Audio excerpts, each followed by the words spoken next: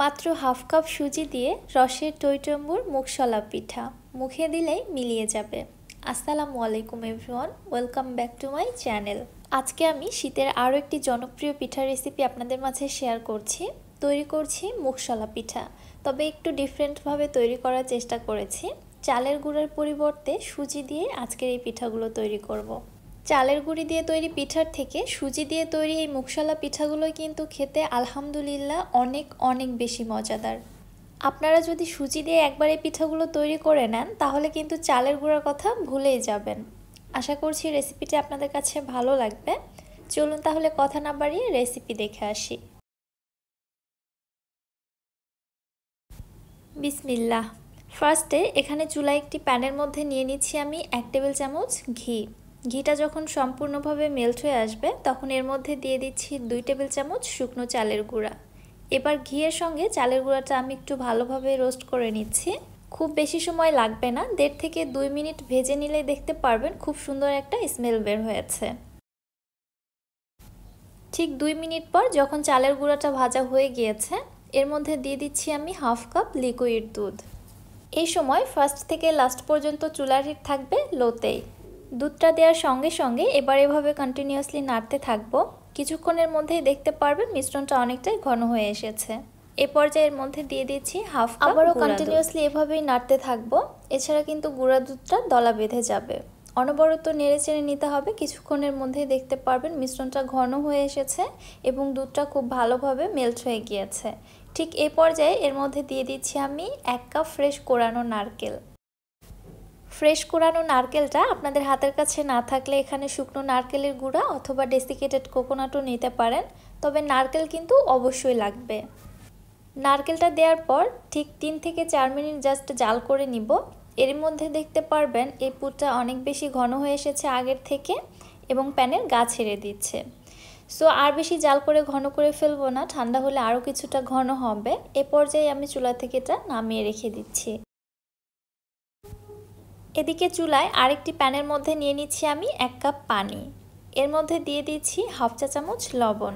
যারা মিষ্টি পিঠাতে লবণটা খেতে লাইক করেন না তারা অবশ্যই এটা স্কিপ করতে পারেন। এবার পানিটা যখন ফুটে এসেছে আর বেশি অপেক্ষা না করে সঙ্গে সঙ্গে এর মধ্যে দিয়ে দিচ্ছি আমি হাফ কাপ সুজি। সুজিটা একবারে ধাপ করে ঢেলে দিব না, তাহলে দেখা যায় সুজিটা দলা বেঁধে গেছে। এজন্য অল্প অল্প করে দিব এবং নাড়তে থাকবো। নাড়তে নাড়তে কিছুক্ষণের মধ্যে দেখতে পারবেন সুজির এই ডোটা শক্ত হতে শুরু করেছে। যখন দেখবেন সুজির এই ডোটা এমন দলা বেঁধে এসেছে এবং প্যানের গা ছেড়ে দিয়েছে তখন বুঝতে হবে ডোটা টোটালি রেডি হয়ে গিয়েছে। এ পর্যায়ে চুলা থেকে নামিয়ে নিচ্ছি। ডোটি গরম থাকা অবস্থাতে ভালোভাবে মুথে নিতে হবে। আমি হাতে সামান্য একটু ঘি নিয়ে ডোটাকে মুথে নিচ্ছি, তাহলে দেখা যাবে ডোটা আর হাতের সঙ্গে লেগে আসছে না। ডোটা খুব ভালোভাবে মুথে নিতে হবে। যত ভালো মুথে সফট করে নিতে পারবেন আপনার পিঠাগুলো কিন্তু ততই পারফেক্ট হবে। ডো যদি ভালোভাবে মুথে না নেন তাহলে আপনারা যখন এই পিঠাগুলো তৈরি করে তেলে ভাজবেন তখন দেখবেন তেলের মধ্যে পিঠাগুলো একদম ছড়িয়ে ছিটিয়ে গেছে। সো ডোটা খুব ভালোভাবে মুথে নেওয়াটা কিন্তু খুবই ইম্পর্ট্যান্ট। ডোটাকে আমি সমান 2 ভাগে ভাগ করে নিলাম। এবার একটি ভাগ থেকে আমি একটি রুটি বেলে নিব। তার আগে আমি একটি বোর্ডের মধ্যে খুব ভালোভাবে ঘি মেখে নিচ্ছি। এই রুটিটা আটা বা ময়দা দিয়ে বেলে নেওয়া যাবে না, এজন্য আমি ঘি মেখে নিচ্ছি যেন বোর্ডের সঙ্গে না লেগে যায়। এই রুটিটা কিন্তু খুব বেশি মোটা হবে না, একটু পাতলা করেই বেলে নিব। তবে মোটা করলেও খুব বেশি প্রবলেম হবে না, আপনারা মোটা করতে পারেন। আমি ঠিক এই পুরুত্বে বেলে নিয়েছি। এর থেকে পাতলা করবেন না, তবে এর থেকে মোটা করা যেতে পারে। এবার এই রুটি থেকে ছোট ছোট লেচি কেটে নেওয়ার জন্য দেখুন আমি এখানে একটি বয়ামের মুখা ব্যবহার করছি। আপনারা চাইলে এরকম বাটি দিয়েও কেটে নিতে পারেন, তবে বাটি দিয়ে কাটলে আমার পিঠাগুলো অনেক বেশি বড় হবে, এজন্য আমি এই সাইজের একটি বয়ামের মুখা ব্যবহার করছি। আপনারা আপনাদের ইচ্ছে বা সুবিধা মতো যে কোনো কিছু দিয়ে কেটে নিতে পারবেন। কেটে নেওয়ার পর রুটির বাড়তি অংশগুলো আমি উঠিয়ে নিচ্ছি। এগুলো ফেলে দিব না, পুনরায় আবার রুটি বেলে পিঠা তৈরি করে নেওয়া যাবে। এবারে কেটে নেওয়া এই রুটিগুলো থেকে একটি পিঠা আপনাদের তৈরি করে দেখাচ্ছি। রুটির মাঝ বরাবর দিয়ে দিচ্ছি আমি পরিমাপ মতো পুর। এবার রুটির 2 পাশ থেকে এভাবে টেনে মাঝ বরাবর সিল করে নিচ্ছি। আমরা পুলি পিঠা যেভাবে তৈরি করি ঠিক ওইভাবেই। আপনারা চাইলে এই পিঠাগুলো অন্য যে কোনো ডিজাইনেও তৈরি করতে পারেন। এই অংশগুলো একটু ভালোভাবে চেপে দিচ্ছি যেন খুলে না আসে। এবারে পুলি পিঠাতে যে ডিজাইনটা আমরা দিয়ে থাকি ঠিক ওই ডিজাইনটা এখানেই দিয়ে নিচ্ছি। আমি কিভাবে করছি আপনারা একটু দেখলেই বুঝতে পারবেন। তবে আপনারা চাইলে ডিজাইনটা অ্যাভয়েড করতে পারেন, দেখতে সুন্দর লাগবে এজন্য আমি দিয়ে দিচ্ছি। একইভাবে সবগুলো পিঠা আমার তৈরি করা হয়ে গিয়েছে। এবারে চলে যাচ্ছি চুলাতে পিঠাগুলো ভেজে নেওয়ার জন্য।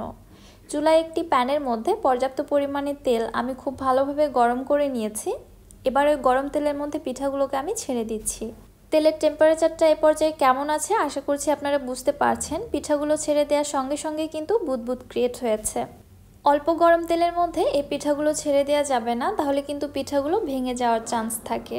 এজন্য তেলটা ভালোভাবে গরম করে নিয়ে পিঠাগুলোকে ছেড়ে দিতে হবে এবং তারপরে চুলার হিটটাকে লো এবং মিডিয়ামের মাঝামাঝি রেখে পিঠাগুলিকে ভেজে নিতে হবে।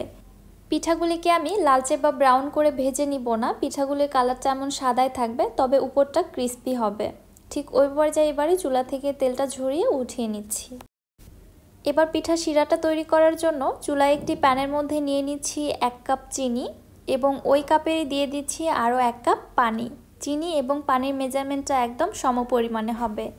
ফ্লেভারের জন্য দিয়ে দিচ্ছি 2টি সাদা এলাচ, মুখগুলো ফেটে দিয়েছি। এবারে নেড়েচেড়ে অপেক্ষা করছি চিনিটা মেল্ট হয়ে শিরাটা ফুটে ওঠা পর্যন্ত।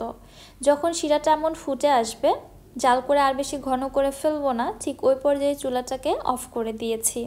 এবারে একটু নেড়েচেড়ে অতিরিক্ত গরম ভাবটা বের করে দিয়ে এর মধ্যে ভেজে রাখা পিঠাগুলিকে দিয়ে দিচ্ছি। শিরাটাও গরম থাকবে এবং পিঠাগুলো থাকবে কুসুম গরম। ঠিক এই পর্যায়ে দুটোকে একসঙ্গে করে দিতে হবে। এবার এই শিরার মধ্যে পিঠাগুলোকে একটু উল্টে পাল্টে দিচ্ছি যেন শিরাটা ভালোভাবে সোপ করে নিতে পারে। এক পাশে কিছুক্ষণ রেখে দিব, তারপরে অপর পাশে উল্টে দিব। এইভাবে শিরার মধ্যে পিঠাগুলোকে কিছুক্ষণ ডুবিয়ে রাখবো। কিছুক্ষণ পর দেখতে পারবেন পিঠাটা বেশ শিরাটা অনেকটাই টেনে নিয়েছে এবং অনেকটা নরম তুলতুলে হয়ে এসেছে। আমি প্রায় 20 মিনিট এভাবেই রেখেছিলাম, তারপরে আপনাদের সার্ভ করে দেখাচ্ছি। আমি যেহেতু ভিডিও করছি আমার হাতে খুব একটা বেশি সময় নেই, এজন্য তাড়াতাড়ি দেখাতে হচ্ছে। আপনারা এভাবে শিরার মধ্যে পিঠাগুলোকে 2 ঘন্টা রেখে দিবেন, তারপরেই দেখতে পারবেন সম্পূর্ণ শিরাটায় পিঠাগুলো খুব ভালোভাবে সোপ করে নিয়েছে আর পিঠাগুলো এত বেশি নরম তুলতুলে সফট হবে, মুখে দিলেই জাস্ট মিলিয়ে যাবে। আমি পিঠাগুলোকে সার্ভ করে নিয়েছি। একটু দেখার সৌন্দর্যের জন্য উপর থেকে একটু পেস্তা বাদাম কুচি দিয়ে দিচ্ছি। এবার একটি পিঠা আপনাদের কেটে দেখাবো। আসলে 20 মিনিট পরেই দেখুন পিঠাগুলো কত বেশি নরম হয়েছে।